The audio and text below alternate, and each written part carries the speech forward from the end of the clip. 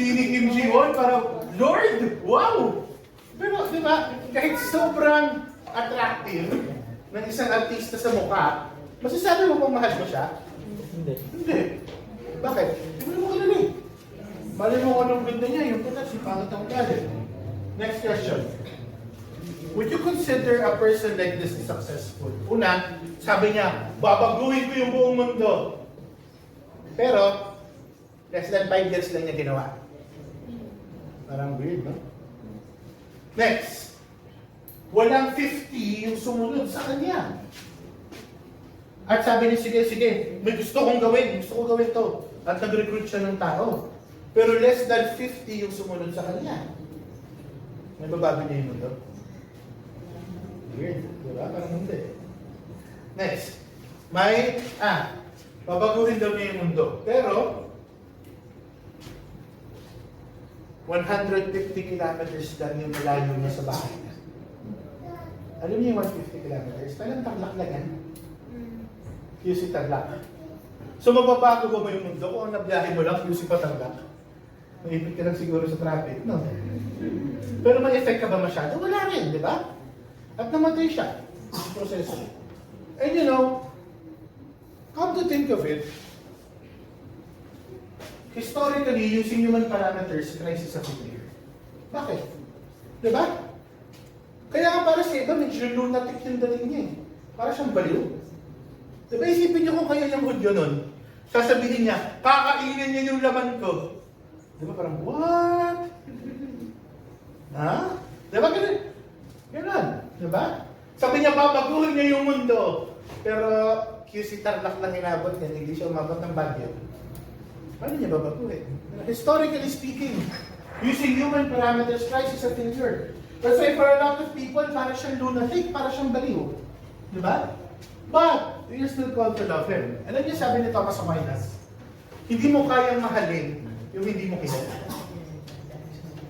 Tama naman, di ba? Nakakita na ba kayo ng, alam ko, nahuso yung TV show dati, yung Married at First Sight eh. Parang kalokohan eh. Pero kayo, magkaasawa kayo, na-imagine nyo ba na isang linggo nyo palang kilala yung asawa nyo, pinakasalan nyo na agad? Hindi. Kilalanin mo bago mo sa alpakan mo. Diba?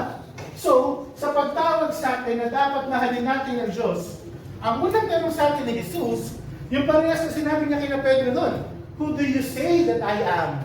Sino ba ako para sa iyo? Ano ba ako para sa iyo? Okay? So, kailangan natin tingnan si Kristo. Sasabihin, failure siya. Sasabihin ng mundo, failure siya. At sa totoo, hanggang ngayon, ang dami nagsasabi nun. Diba? Catholic country ang Pinas, hindi natin ramdam yun. Pero sa ibang bansa, ano sinasabi? Mythology lang daw ang Christianity. Diba? May nagsasabi, kalokohan lang daw ang pagiging Kristiyano. Kasi wala ka naman makukuha pagkatapos ng mundo ng buhay nito. Nag-i-invest ka sa wala. Yun yung sinasabi ng tao, di ba? So, pero kung titingnan natin, 2.3 billion ang Kristiyano, 1.2 billion ang Katoliko. Di ba?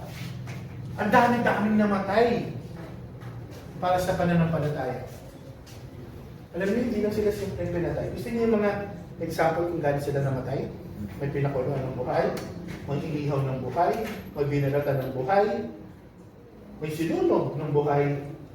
Yung isang matindi, 14 years old ha, St. Jose Sanchez del Rio, binalatan yung paa bago pinaglakad. Para i-renounce yung faith, hindi niya ginawa. Bakit? Kasi, alam niya lang totoo si Kristo. The Holy Bible is the best-selling book of all time. Now, who is Jesus Christ? Second person of the Trinity, true God, and true man. At anong implication nun? Jesus Christ is true man. Paano natin alam yun? Pinanganak siya ni Maria. Simple lang. Pwede ba manganak ng aso ang pusa? Hindi, di ba? So, ang anak ng tao, tao. Si Maria ay tao, therefore, ang anak niya tao. Ilang beses sinabi sa Bible, nakaranas siya ng emotions, galit, kailan? Sa temple. Di ba? Pinaalis niya yung mga magnanakaw sa templo. Sunod, compassion. Ilang beses sinabi sa Bible. His heart was moved with pity for them. Pag nakakakita ng gutom, sinasabi na awa si Jesus, compassion. Sadness. Ito nga yung very ironic eh. Diba? Alam niyo yung binukay si Lazaro? Sa Bible? Bubuhayin niya si Lazaro. Alam niyo, bubuhayin niya si Lazaro. Pero umiyak pa rin siya nung nalaman niyang patay na si Lazaro. Diba? And, you know, sa church tradition, kung papansinin natin, sorry, backtrack ako. Asa, ang greatest fear ng tao, which we seldom talk about, is mamatayan ng magulang. Tama? Gagawin mo lahat para hindi mangyari yan. At para sa namatayan ng magulang, pag tinanong mo anong greatest pain na naramdaman niya, yung namatay yung magulang niya. Diba? Kung titingnan natin, sa Bible, after the finding of Jesus in the temple, when he was 12 years old, hindi na nabanggit si Joseph. Diba? So, church tradition states or says na between 12 years old and between 30 years old si Jesus, nung nag-start yung public ministry niya, namatay si Joseph. Okay? Kung si Jesus, iniyakan si Lazaro na kaibigan lang niya, sigurado iniyakan niya nung namatay si Joseph. Diba? So, doon pa lang makikita mo na tao si Jesus. Diba? Tao si Jesus kasi inayakan niya yon. Pero anong maganda rito? Kasi si Jesus naging tao, alam natin na kasama natin siya. Walang parte ng buhay natin na hindi niya naiintindihan. Walang emosyon tayo na hindi niya naramdaman. Kung minsan tayo, pagkausap natin yung asawa natin, o magulang o kapatid natin, nasasabi natin, hindi mo naman naiintindihan saan ako nanggagaling eh. Di ba man gano'n minsan tayo pag nagagalit? Intindihin mo nga kung anong punto de vista ko. Kaya Jesus hindi gano'n. Kasi naging tao siya, naiintindihan niya tayo. Alam natin, kasama natin siya. God with us. Pero at the same time, Jesus Christ is true man, He is true God. Bakit? Birth was foretold. Bago ba siya pinaglikay, in-announce na wala pa siya sinapupunan ni Maria, sinabi na kagad nung anghel kay Maria. In fact, mga propeta pa lang, Isaiah pa lang, sinasabi na may papanganak sa Jesus. Kayo ba? 2 years bago kayo pinanganak, alam na ba nung magulang yung pangalan? Hindi, di ba? Si Jesus centuries. In fact, yun nga, sinabi ni Gabriel, hindi pa umuo si Maria, sinabi mo na magbubuntis ka bago umuo si Maria. Di ba? Sunod. Yan. Birhen ang nanay niya. Birhen ang nanay niya. So alam natin, na pag naman tao si Maria, hindi rin tao ang pinagmulan niya. Marami siyang nagaging ginawa. Nagpatawad siya ng mga kasalanan at nabuhay siya mula kamatayan. Merong isang tawag nito, scientist. Pinalabas yung movie na ito mga 2018. Meron isang scientist na sinubukan niyang i-disprove yung resurrection. Sinubukan niyang i-prove na mythology lang yung resurrection. So anong ginawa niya? Ni-research niya ngayon historically lahat ng records ng Romans. Alam mo nakita niya? 5,000 different eyewitness statements na nagsasabi nakita nilang tuloy si Jesus. Ganun ka-proven. Diba? Sa atin nga sa hukuman, isang testigo lang, pwede na eh. Yun, 5,000. So ganun ka-proven. Pero para makilala talaga si Jesus, we have to look at the cross. Jesus, true God and true man, na-prove yun. Yun yung muna niyang mystery, incarnation. Yun yung naalala natin pag Pasko. Diba? Okay, now, the way to really know Christ is the cross. Bakit? Dahil sa pagmamahal. So we look at it. Natanong niyo na ba sarili niyo? Bakit kailangan mamatay dito si Jesus? Bakit niya kailangan mamatay si Jesus? Pati hindi na lang yung tayo pinatawad. Tapos na. Diba? Marami nagtatanong lang. Actually, pag Easter, pag Holy Week, pag kailangan niya mamamatay, tayo nga kung may pwede naman tayo magpatawad lang basta-basta. Bakit? Yun. So, if you look at it this way. Okay, lang, una sa lahat, as a Diyos ang lahat ng kabutihan. Okay, sa English, absolute good. Sa Tagalog, siguro, ang pwede translation, rurok ng kabutihan. Gagawin yan. Okay, so, kung ganon, di ba part ng kabutihan ang justice? Importante ang justice. Kahit batang ganyang kaliit, may konsepto ng justice. Bakit? Kasi paghampasin niya ng kasinidad niya, anong gagawin niya? Kahampasin niya rin. May konsepto ng babawi. Gets niya? In fact, sobrang importante ng justice sa atin na hindi natin namamalayan. Halimbawa, pag may pinapatay, tapos ini-interview ng reporter, ng nanay, diba, tatanungin ng reporter, ano mo nararamdaman niyo? Minsan nasarap batuan ng reporter, malamang!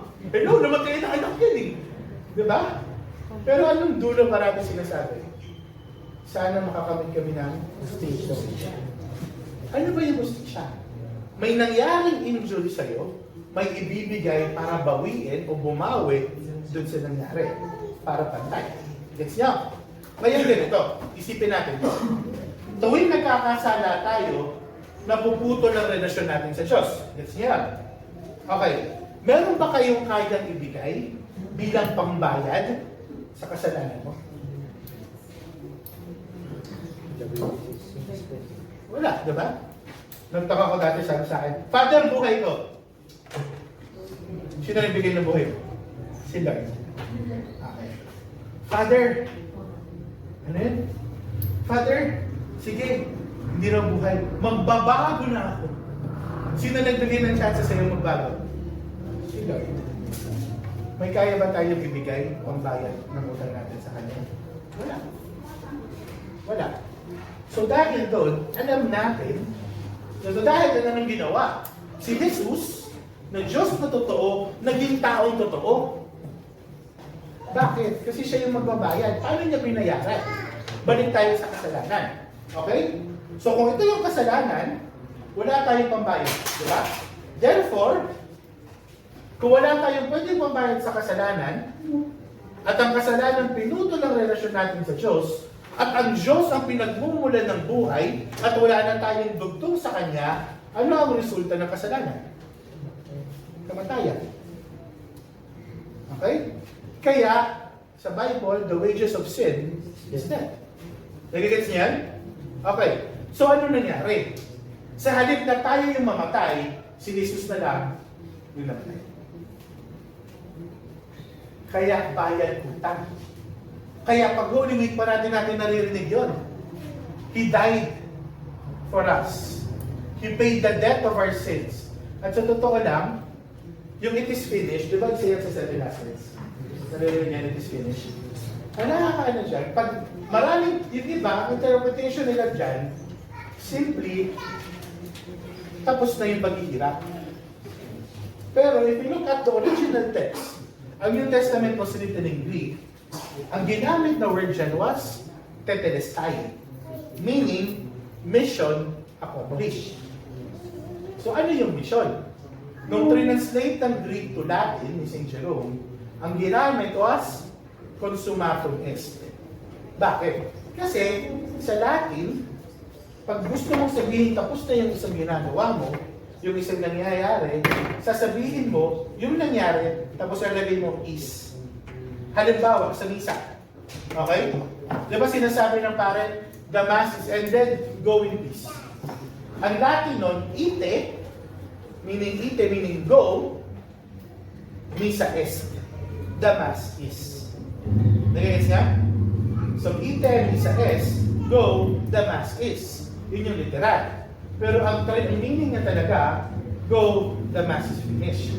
Nagigits niya? Okay. Kung ang ibig sabihin ni Jesus ay tapos na yung paghihirap niya, ang translation sa Latin would have been passio est. The passion is. Pero ang ginamit ng translation was consummatum est.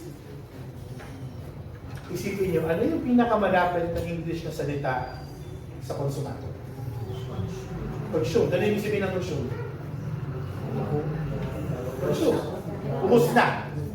Ubus na, di ba? So, nung sinabi ni Jesus, it is finished, consummatum est, ibig sabihin, ubus na, totally bayad na.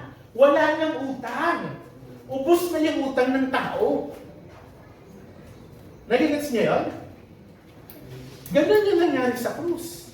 So kung titignan natin, kung gano'n kalaki yung babayaran, gano'n kaya kasakit o gano'n kahirap itong pagbayaran. Halimbawa, pag bumalik ang kotse, magkano kotse ngayon? 1 million? Ang isang 5 years usually to pay yan, di ba? Mas malaki yung utang, mas malaki yung babayaran. Paano ba inayaran ni Jesus yung utang ng lahat ng tao? Napanood niyo yung The Passion of the Christ? Napanood niyo yan? Yung iba, hindi. Sayang lang, hindi laptop ko to, meron ako sa laptop ko nun eh.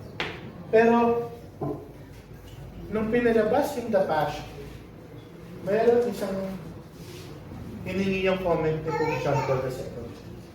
At ang sabi ni Pope John Paul II, it is what it is. At ano nangyari sa The Passion? Yung sa mga hindi nakapanood, yung Scourging of the Pillar, ang nangyari pala doon, una buntot pagi. Sunod bakal. Paghampas ng bakal, bumaon sa laman niya. Pagbatak, lumipad yung laman niya. Okay? Tapos syempre yung pagpako sa krus. Imagine nyo na ba yung sakit ng may papako dito? Grabe yun, di ba? Pero isa sa hindi na discuss is gaano kasakit yung krus. Nakapako na. Kasi yan. May pako dito. May bakal sa kamay, may bakal sa paa. Para makahinga sila, pag nakapako sa krus, kailangan i-ganon yung kamay. Para maka-inhale. Na-imagine nyo? So may pako dito, gaganon yung kamay. Tapos yung paa, kailangan itukod palabas yung paa. Bakit? Kasi doon maaangat yung balikat. Gets nyo? Pag nakatukod yung paa sa labas, kunwari ito yung pako, isasagay niya sa pako yung paa niya. Gaganon siya, doon naaangat yung balikat niya. Okay? Para maka-exhale siya, igaganon niya uli yung kamay niya. At yung paa, ibabalik niya sa kahoy para mapagsak niya yung balikat. 6 na oras. 6 na oras. Ganun siya. Pero bakit? Kasi gano'n kalaki yung kasalanan ng tao.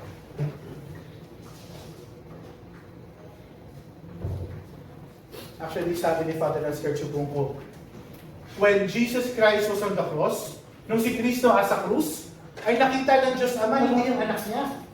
Ay nakita ng Diyos Ama, yung kasalanan ng tao. Kaya ganun katindi yung binuhos na galit ng Ama sa anak. At iisipin mo yun, tayo. Pag mayroong nakaway sa'yo, halimbawa na lang, ninakawan ka, tapos lumapit sa'yo, magsasabi sa'yo, pwede bayaran mo yung utang ko, ano gagawin mo? Wala ka sa buhay mo. Ganun yun, di ba? O kunwari, sinunog yung bahay mo. Di ba? Tapos may lumapit sa'yo. Yung nanunog ng bahay mo, lumapit sa'yo, bayaran mo yung utang ko, ano sasabihin mo? Walang pala sa'yo. Hindi kita, baka patayin pa kita. Di ba? Pero si Jesus hindi. Ang Diyos hindi. Anong nangyari? Siya yung nagbayad ng utang natin. Siya yung nagbayad para magkaroon tayo ng hustisya. So ito ngayon, yung pangkamatayan na yan, that is the greatest act of love. Yan ang pinakamatinding pagpapakita kung ano ba yung pagmamahal. At ito yung love na dapat nagde-define kung sino ka. Mahal na mahal ka ng Diyos. Namatay siya sa krus para sa'yo. Yun yung halaga mo. Yun yung halaga mo. Doon dapat ang basihan mo kung sino ka. Hindi angas, hindi leadership, hindi yaman. Ang halaga mo, si Jesus na Diyos na totoo at taong totoo na matay sa krus kasi sobra pagpapahalaga at pagmamahal sa iyo. At yun dapat na nag-define ng relationship natin sa Kanya. Okay? So how do we respond to the cross? We remember that the story of Christ, yung kwento niya, hindi naman niya natapos sa krus. Ano at ang dapat ang response natin sa kamatayan at muling pagkabuhay ni Jesus? Una, awareness na mahina tayo. Bakit? Kasi hindi natin makikita yung pagmamahal niya sa atin kung feeling natin ang galing natin. Maangas ka? Sige, mag-angas ka. Paano kanya mamahalin kung bilib na bilib ka sa sarili mo? Mataas ang tingin mo sa sarili mo dahil sa pera mo? Dahil sa gang mo? Dahil kung anong hatak mo? Dahil sa connect mo? Paano kanya mamahalin? Mamahalin ka lang siguro ng connect mo. Pero yung pagtanggap na mahina tayo, at kailangan natin si Jesus. Yun yung pinakamagandang response sa krus. At dahil doon, kailangan din natin magsisi. Kailangan natin baguhin yung buhay natin. Kasi utang na loob, ganun ka nangakamahal, wala ka pa rin paki sa kanya nagmamahal sa'yo. Diba? Mga magulang kayo, tama? Alam niyo yung feeling na binibigay niyo yung lahat para sa anak ninyo? Tapos yung anak niyo, ang sakit lang sa ulo minsan? Ang sakit lang, di ba? Tapos gusto niyo sana bumait yung anak ko. Ano kaya nararamdaman ng Diyos? Ano kaya nararamdaman ni Jesus? Na pagkatapos niya ibigay sa atin ng lahat, minsan hanggang ngayon, nasa isip niya pa rin, sana bumalik ka na sa Kanya. Sana magbagong buhay ka na. Diba? And you know, para makita din natin si Jesus talaga at makilala, kailangan natin makita yung ang tawag niya sa theology office. Parang function. Una, priest. Pari siya. Bakit? Siya nag-ugnay sa Diyos sa atin. Prophet, nagtama siya ng mali. King, kasi nabuhay siya na may paglilingkod. At nung bininyagan tayo, sino sa inyo nakakatakatin na ng binyag? Diba? Pagkabuhos ng tubig, anong sunod na ginagawa? Nagpapahid ng langis sa bunbunan. Yung langis na yan, hindi mantika yan, ha? Hindi kayo magpiprito ng pananghalian. Kawawa yung bata. Yung langis na yan yung langis. Yan yung klase ng langis na ginamit ni Samuel nung binubusan niya yung ulo ni Haring David. Sa panahon ngayon, yan yung langis, as in parehas na lalagyan na pinupunas sa kamay ng pari pag ginawang binahan. At yun ngayon, yun yung pinunas sa ulo ninyo nung bininyagan kayo. Pinapakita na lahat tayo pare. Yung lahat tayo dapat may malalim na relasyon sa Diyos. Lahat tayo propeta. Lahat tayo dapat nagtatama ng mali. Hindi porket hindi ka apektado, tatahimik ka. Alala ko noon nung anong tawag nito? Alala niyo nun yung sibuyas, pumalo ng 600 ng kilo. 600 ng kilo, diba? Lahat nagre-reklamo. May kaibigan ako, mayaman sa Makati. Yung mga social na village sa Makati. Nag-post siya. Alam mo, may nag-comment na troll. Siyempre, alam niyo naman yung mga troll, di ba? Nag-comment ng troll, ano sabi sa ganyan? Sabi sa kanya, can-afford ka naman, anong nagre-reklamo? Comment niya, can-afford ako, eh paano yung ibang tao? Paglalaban ko sila. Yun ang propeta. Okay?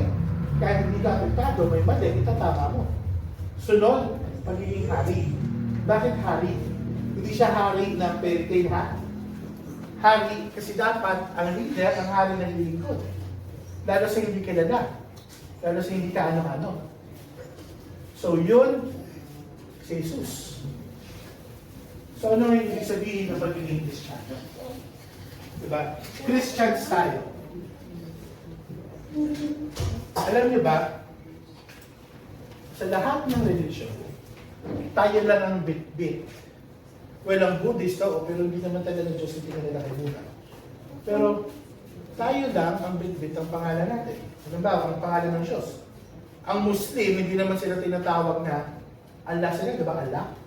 Hindi naman sila tinatawag na Alayan. Weird. Di ba? So, Christian, nakadugtong yung pangalan ni Kristo. Kailan may nag-umpisa tayo tawagin Christian? Sa Antioch. Doon tayo unang tinawag na Christian. And you know, very crucial ang Antioch sa kasaysayan ng simbahan. Bakit? Si St. Peter, disciple. Okay? Before siya nagpunta Rome, ang naging base niya Antioch. So nung panahon niya, doon unang tinawag na Christians tayo sa Antioch. Okay? So yung sunod na obispo ng Antioch, si Evodius, one of the 72 sa Bible. Yung sunod was Ignatius of Antioch, na tagasunod ni St. John. Siya ang tumawag sa ating Catholic. Okay? So, huwag kayo sasabihin ng born again, sila lang daw ang Christian. Hindi! Hindi pa pinapanaginipan ng kanulululohan mo, Kristiyano na tayo. In fact, ang word Catholic is in the Bible. It's in the Greek, yung original, Catholicos, meaning universal. Okay? So, when we say Christian tayo, we belong to Christ. When we say Catholic, universal. So, ang identity natin, tayo ang lahat ng tao na kay Kristo. Yung pictures na to sa taas, yan yung Antioch ngayon. Okay? Yung nasa baba, yan ang typical na icon or image ni St. Ignatius of Antioch. Kasi nung persecutions, kinain siya ng leon. Okay? Kaya ganyan yan. So what does it mean to be a Christian? Anong ibig sabihin? Ang bitbit natin ng pangalan ni Kristo. Well, kailangan natin tignan. Ano bang sinasabi ng ibang tao tungkol sa atin? Para sa iba, religious system lang daw tayo. Wala naman daw tayong pagkakain sa Muslim, sa Buddhist, sa Hindu. Kasi, religion naman lahat yan. Lahat naman yan, isang Diyos lang naman ang pupunta ng lahat ng yan. Narinig niya yan? May nag-comment pa isang beses, natawa ko rito eh. Sabi ng isang atheist ba to or something, sabi niya, walang sense lahat ng religion. Bakit? Ang Christian nga, hindi pala siya atheist, parang agnostic. Sabi niya, ang sinabi raw ng Hebrew God, ng Diyos natin, ng Diyos, is, diba, wala kayong ibang Diyos-Diyosan. You will not have any other gods before me. Ang interpretation daw nun, maraming ibang Diyos, pero akin na lang. Yeah, so for a lot of people, ang pagiging Katoliko daw, ay religious system lang yan, pare-parehas lang yan. Parehas na iba. Iba sasabihin, social system. Bakit? Humanitarian system.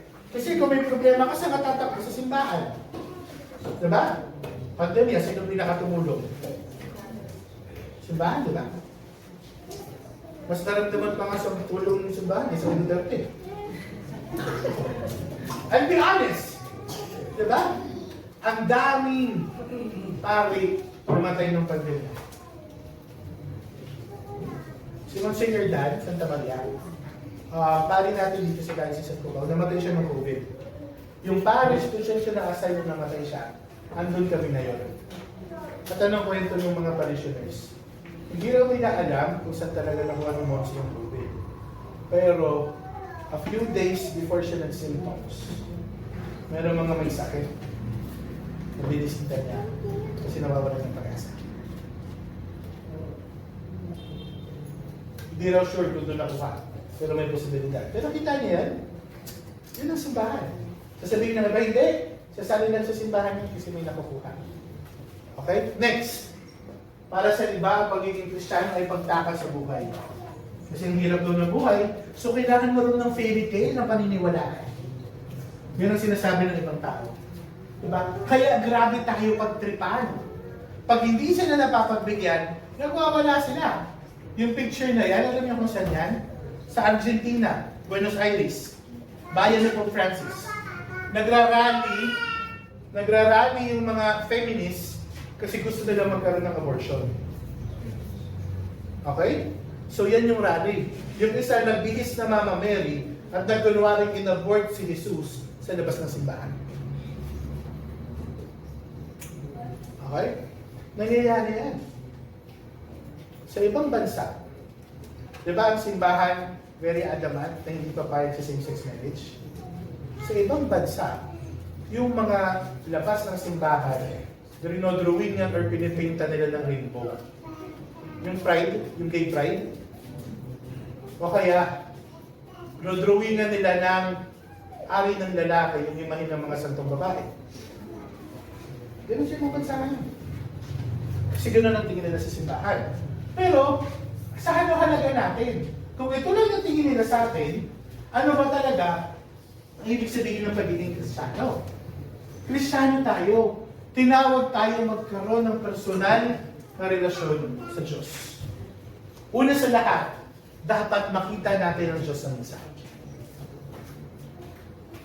Makita ang Diyos sa misa. Alam niyo ba, wala pa lang yung slide na yun. For a lot of people, pag nagre-receive ng communion, anong trato mo dyan? Tinapay na. Yung iba. Kanina, kumpil sa parish namin. May pumila, foreigner, Muslim. Pinilit siya nung kasama niyang Pinoy na pumila sa komunyon. Bakit?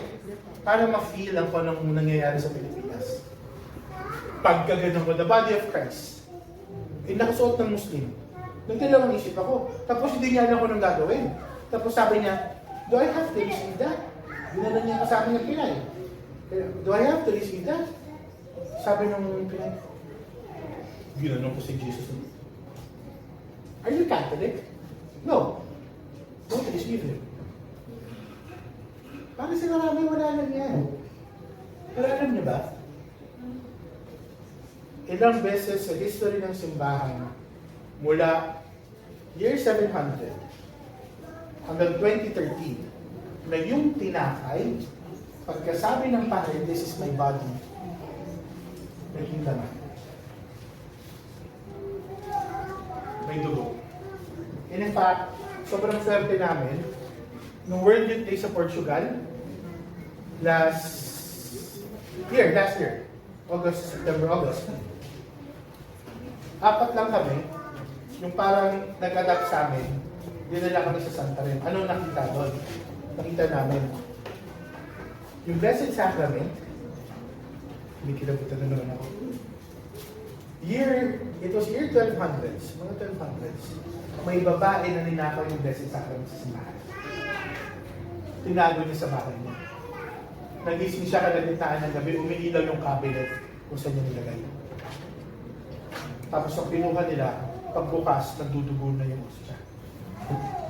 So kinuha nila, nilagay nila sa isang glass na nilagyan, hanggang ngayon buhay. 800 years, ha? Siguro nakita namin, kita mo tinakapay siya, pero ang daming ugat, tapos may dugo talagang liquid. Nung pinag-aralan ng scientists yung mga milagro niyan, ano niyo kung nakita nila? Left ventricle, buhay na parte ng puso. Alam ko, si Sherwin, nurse, diba? Nurse ka na, diba? Correct me if I'm wrong, ang left ventricle ang parte ng puso na nagbibigay ng dugo sa buong katawan. Siya yung nagpapump. Yan yung parte ng puso nagpapump para mabuhay ka. So lahat ng yan, nung pinag-aralan nila, iisa lang ang DNA, iisa lang ang blood type, at lahat yan, mula yung kahit yung 1200s na yon, hanggang ngayon, parte ng buhay na puso. Hindi patay na puso, ha? Hindi patay ng bagong katay. Buhay na mga cell ng puso. Yun yung tinatanggap natin sa misa. So what does it mean to be a Christian? Malaman mo na yung pagmamahal ni Jesus ganun katindi na tinatanggap mo siya at siya nagiging parte mo sa paraan na hindi na siya maghihiwalay sa iyo. Yun ang pagiging Kristiyano. Yun ang pagiging Katoliko. At dahil nga si Jesus ay parte mo na, dapat siya na ang nagdadala ng buhay mo. Okay? Dapat sa lahat na mangyayari sa atin, assured tayo sa pagmamahal ng Diyos sa pangako ng walang hanggang buhay. Okay? And we look at Him from a personal point of view. So tatanong ko kayo, ang misa ang pinaka-importanting panalangin. Alam niyo dapat yan. Kaya dapat every Sunday nagsisimba. Pero importante din ang panalangin galing sa puso. Ano ibig sabihin doon ito? Yung iba sa atin, pag nagsinabi, nagdasal ka na ba? Ang nasa isip natin, Our Father, Hail Mary, Glory. Di ba? Before kami in-ordain, sinabi ni Father Dennis Soriano sa amin, yung rector ng Katedral, sabi niya, dapat meron tayong nakedness in prayer. hubad na panalangin. Hindi hubad na walang damit, ha? Babatokan ka ni Lord. Pero bakit naked? Yung wala nang tinatalo, wala nang humaharang, wala nang palamuti. Sabihin mo lang sa Kanya, Lord, hirap na ako. Lord, anong gagawin mo dito? Lord, ang saya ko kanina. Lord, umuwi na yung anak ko galing abroad. Yung ganun panalangin. Yung galing sa puso. Yung bata na nakikipag-usap sa tatay na mahal siya. Alam mo yung, may mga anak kayo eh. Alam mo yung bata pag grade 1, grade 2, di ba? Pagpasok ng bahay, ano mo nang sasabihin? Mami, si teacher, ganito. Yung kaklase ko, ganito. Di ba? Hindi mo pa tinatanong kung kamusta. Alam mo na nangyari sa buong araw niya. Yung magkaroon ng ganong relasyon sa Diyos. Lord, hirap ako ngayon. Lord, hirapan mo ako sa bakay na rin lang. Nakakatawa yung mga na-master yan. Meron yung iba, may kasabay ako dati, hindi tayo ito haling, papasok ng mall. Sabi niya, Hail Mary, full of grace, help us find the parking space. Yung ganun ka-instinctive na prayer, na kahit hindi kay Jesus sa nanay, parang mahanap naman Ganun, di ba? Lord, sana makasakay na ako ng Grab. Lord, yung ganun.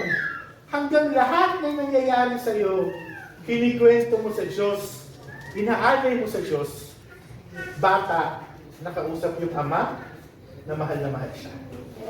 Okay? So what does it mean to be a Christian? Ay, wait na. Ito pala.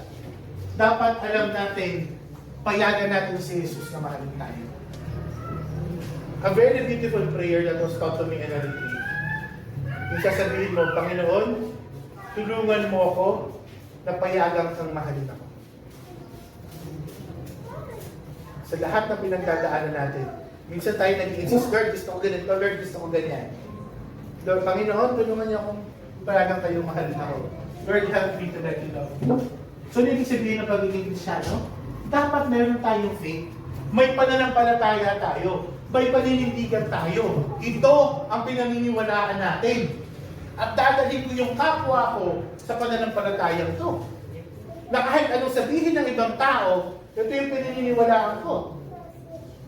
May kaibigan ako, very close siya sa mga pinsan niya. Nung nag-bachelor party yung mga pinsan niya, nung ikakasal din sa pinsan niya, hindi siya sumama. Bakit? Kukuha ng babae. Inaway siya ng mga pinsan niya. Wala siyang pake. Iniyak niya. Pero hindi siya sumama. Bakit?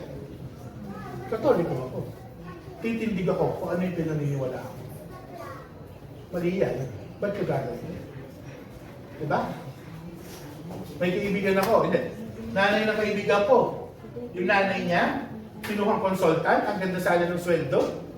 Nung nakita yung project, kung saan siya magiging consultant, nakita, nagagamitin lang yung mga indigenous people ng patutubo. Kahit mawawalan siya ng trabaho, hindi niya tinuloy. Bakit? Katoliko ako, hindi ko kaya mang-apak ng ibang tao. Yung ganung paninindigan sa pananampalataya. Sunod, may pag-asa. May pag-asa na confident ka, kahit anong mangyari, mabuti ang kakahinatan nito.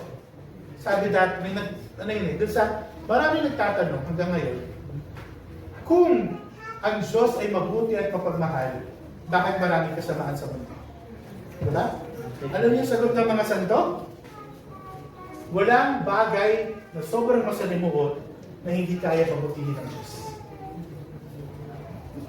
Ulitin ko. Ang English, ang ginagamit sa English, there is no such thing that is too evil, will not make good come out of it. Walang bagay na sobrang sama at masalimuot na hindi kaya pagandahin ng Diyos. So dapat Kristiyano ka. Parati kami. Huli, pagmamahal.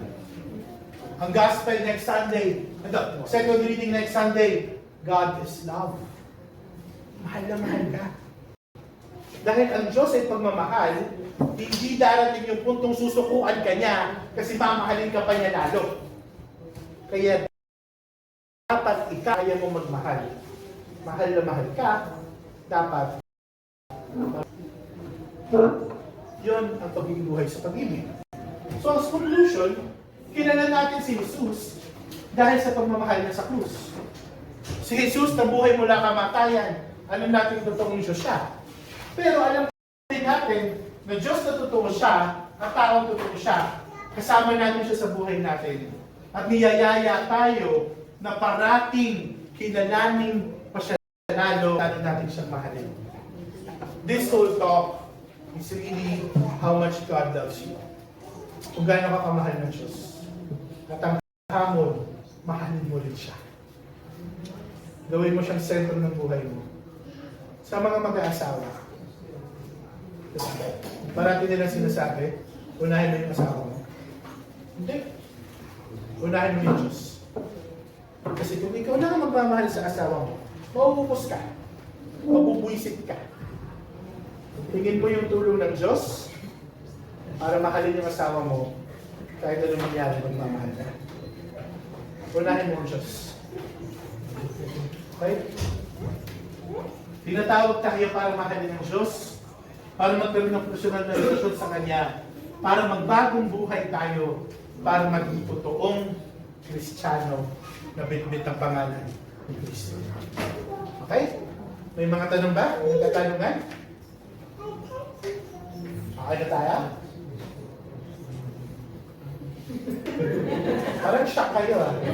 Hindi ko alam kung wala kayong naiintindihan. O yung itsura mo parang kayo sa gasaan na parang... Ano pinagsasabihin ng matamatik? Okay? Parang nasobra kayo nawami ah. Parang okay? Wala na. Sige na, wala mong tatanong. Going once. Nakakatakot yung mukha ko, pero promise mo ito. Okay? So, pero may tanong? Okay na? Sorry, pero kailangan ko rin umalis kagad. Inuuhan ko to, I think 3 weeks ago. Nang magtutok ako. Pero nung Wednesday, nasabihan kami na may bigla ang meeting sa parish ngayong gabi.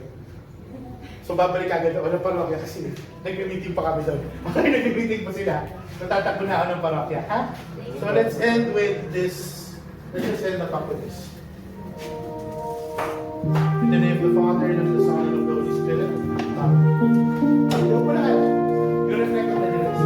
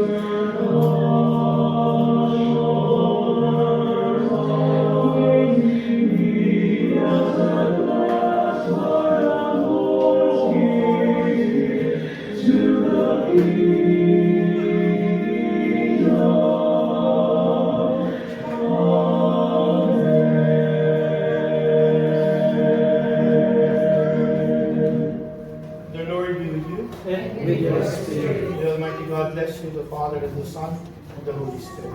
Amen.